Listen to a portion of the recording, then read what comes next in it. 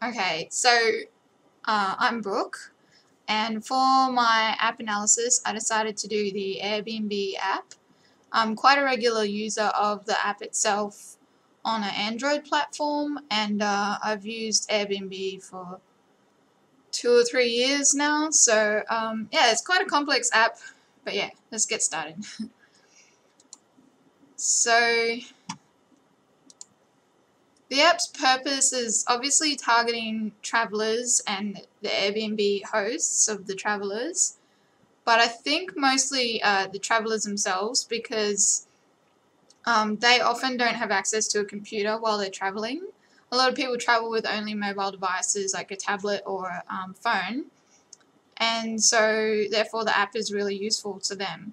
So these are just some statistics if you click on these links to the Airbnb website and some other articles about their target audience and, the people who actually use Airbnb. So this is the app in the hosting mode. So the inquiries would appear here, and the host can click on that inquiry to see more detail. And this is just sort of future reservations, helps the host, plan their itinerary. This is the calendar, and when the host clicks on any given date, that if they haven't already got a booking on that date, for example, this date here, that will actually change the availability. So it will change it to blocked, so nobody can book that date. And then you can tap it again to make it available to bookings again. And if the host taps on any of these booked dates, they'll see the booking details like the booking code, the guest's name, the dates, the amount of money they're going to make, etc. So this is the host's listings, and as soon as they tap on the listing, they get the editing options for the listing. Like they can edit the title, the photos, the description, the amenities, pretty much everything to do with the listing. You can edit that in the app. So this same information appears both in the app and on the website. Here is the side menu, which is common to both the hosting and the traveling mode. But in traveling mode, you'll see that's slightly different. So this is the traveling mode. We've got two modes to the entire app.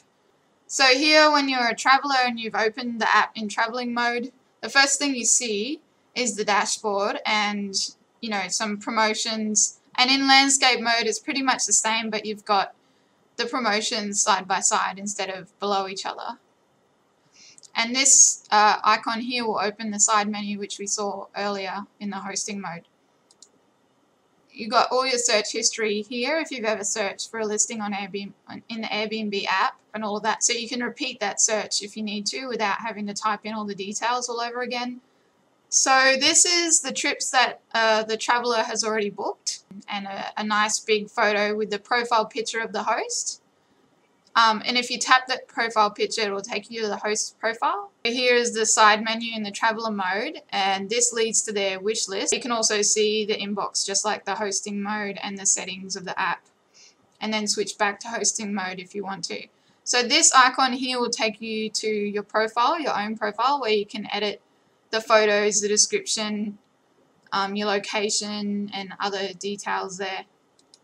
This is the informational flowchart. It's actually quite a simplified version of the structure of the app because it's very complicated, and it basically explains what I was saying as I was showing the wireframes. So I based these personas on the type of people that I host, which is mostly young people, and so this is an example of a nurse, student nurse in their gap year or taking a break from study, for example. So she doesn't travel with a laptop, and she gets a lot of emails a day, from Facebook, social media, whatever, so it's quite easy to miss the important ones, like you've got an upcoming booking on Airbnb, for example. And, her goals are to make organising her travel a lot easier, and the Airbnb app could definitely help with that. And this lady here is an example of an older sort of French tourist, not that familiar with technology, doesn't remember her password, But it's also got quite high standards of accommodation as well. Like, she doesn't like hostels. So she wants to save money, but she also has, standards to meet with her accommodation, and Airbnb and the app can help her achieve that. So the strengths that I found with this app was that it seemed very clean. There's lots of the text generally had very thin sort of weight and a lot of white space.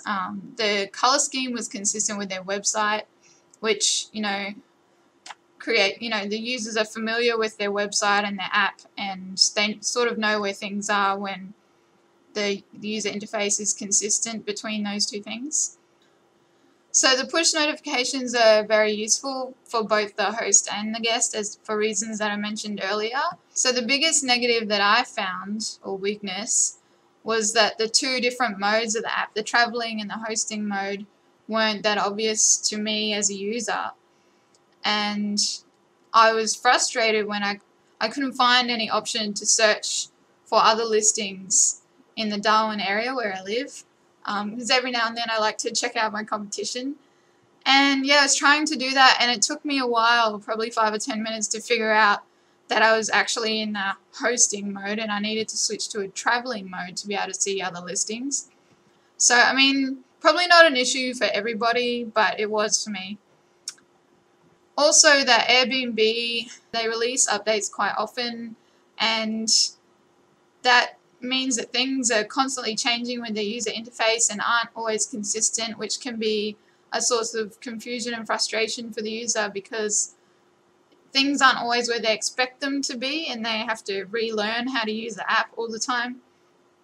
So I think, I think that they could reduce the frequency of their updates, and that would result in a bit less frustration. So even though push notifications use quite a lot of battery life when you're traveling, I think the fact that they minimize the mobile data usage or data usage in general is quite important because, especially in Australia, that travelers don't always have access to good internet. So the push notifications really handy there because they don't have to load an entire website just to see if their reservation has been confirmed, or retrieve all of their emails just to see if their reservation has been confirmed, because the push notifications in the Airbnb app will do that for them. So yeah, again, the consistency between the website and the app is really important, and I think it's a really big strength of the Airbnb website and Airbnb as a company. With the Airbnb app, there's very few things that you need to go to the website to do.